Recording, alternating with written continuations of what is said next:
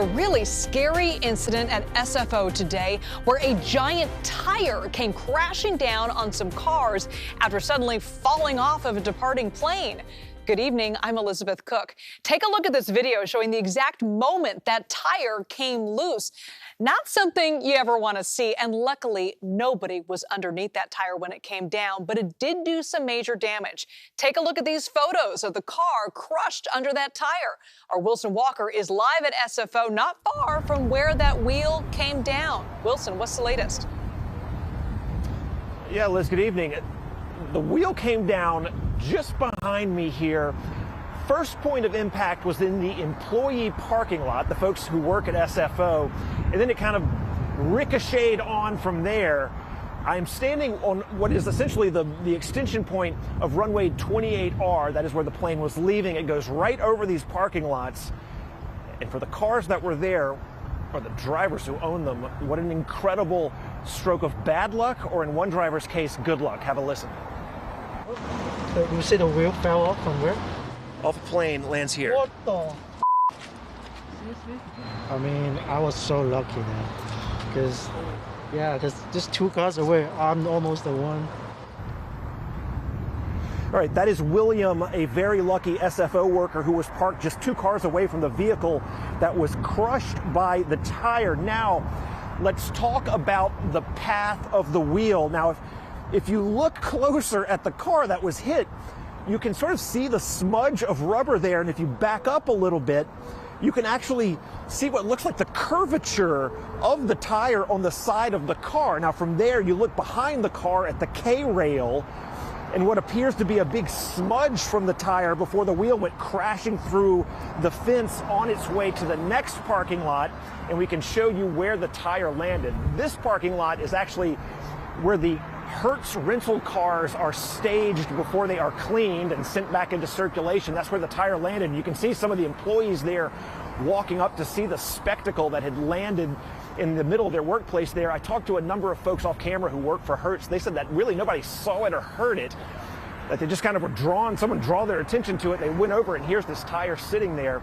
Obviously just an incredible sort of turn of events here in light of what has happened on airplanes recently in the United States. I spoke with someone who works at SFO off camera about what they think of this, and they pointed out that there are plenty of camera systems, security camera systems all around the airport. So not only have we seen the wheel coming off of that plane during takeoff, we're probably eventually going to maybe get a look at the wheel crashing down here in the parking lot. But that's really about all I can tell you here from SFO, Liz. Just kind of remarkable to see the path of that thing hit that car, take a bounce, go all the way over into another parking lot. Really, obviously just incredibly fortunate that nobody got hurt. Yeah, you said it best in the beginning, Wilson. It was unlucky and also incredibly lucky, because when you think about SFO, it's a really busy airport. You think of the people that work there, the hundreds of people that work there that are coming in at all times of day. How many people are actually coming to catch their flights? It's unreal that nobody was injured, and so fortunate.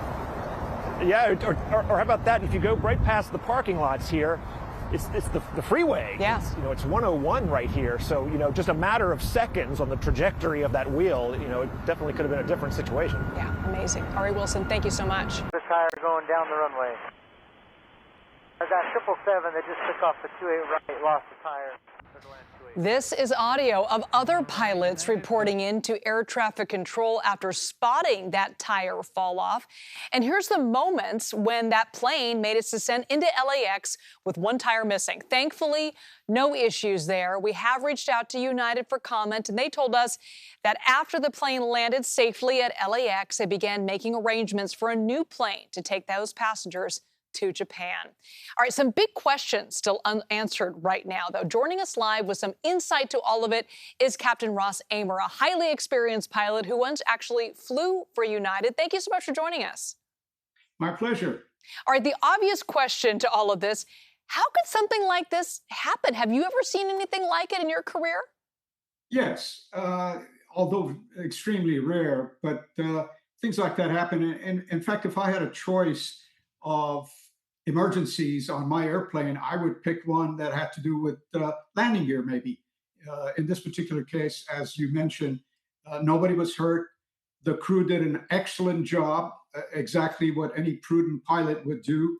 They diverted to Southern California in LAX, where we had actually earlier this morning, we had pretty good weather and a long runway, obviously, in LAX, 12,000 feet, and everything worked perfectly. Yeah, luckily no one was injured, and we saw that plane make a remarkably smooth landing at LAX, as you mentioned. So what is a pilot supposed to do when a situation like this happens? Is there a protocol for it? Yes, obviously there's training. You revert back to your previous training. In this particular case, this happened right on rotation. Heavyweights 777 going to Osaka with pretty much a full load of fuel and passengers.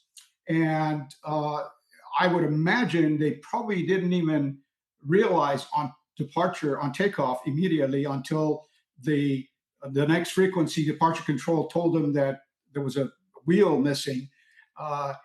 You folks are complaining. We were complaining earlier this afternoon in LA.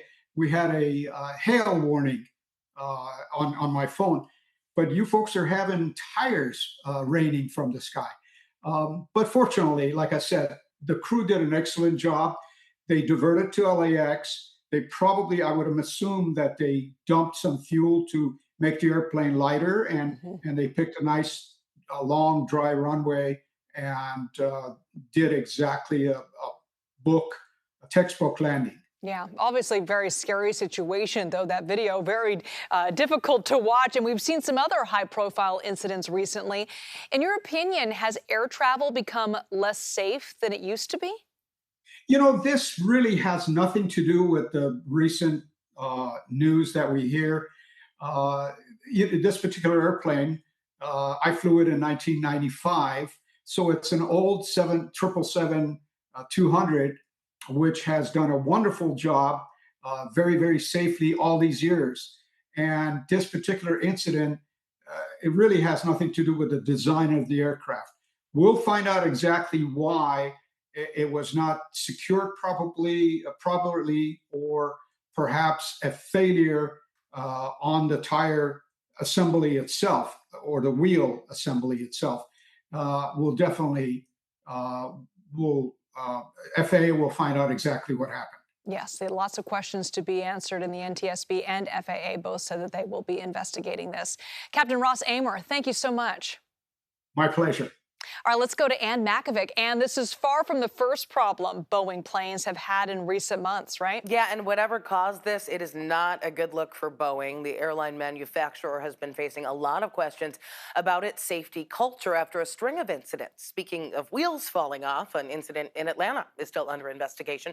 A Boeing 757 jet operated by Delta lost a nose wheel while preparing for takeoff. This was in January. Nobody was injured, and the plane was actually put back into service the next day. Earlier this year, you might remember a door plug blew off an Alaska Boeing 737 MAX 9 jetliner as it flew above Oregon, leaving a gaping hole in the side of the plane. Since then, Alaska Airlines and United reported finding loose bolts and other problems in the panel doors of other MAX 9s. This is now under investigation by the Justice Department, which could expose Boeing to criminal liability.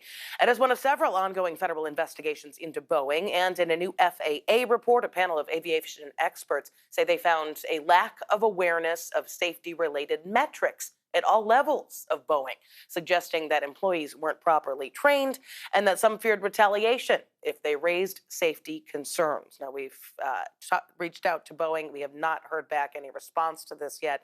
Congress ordered that study I just mentioned, though, back in 2020, and it's in the aftermath of two deadly crashes involving Boeing 737 MAX jetliners. Liz. All right, Ann, thanks so much.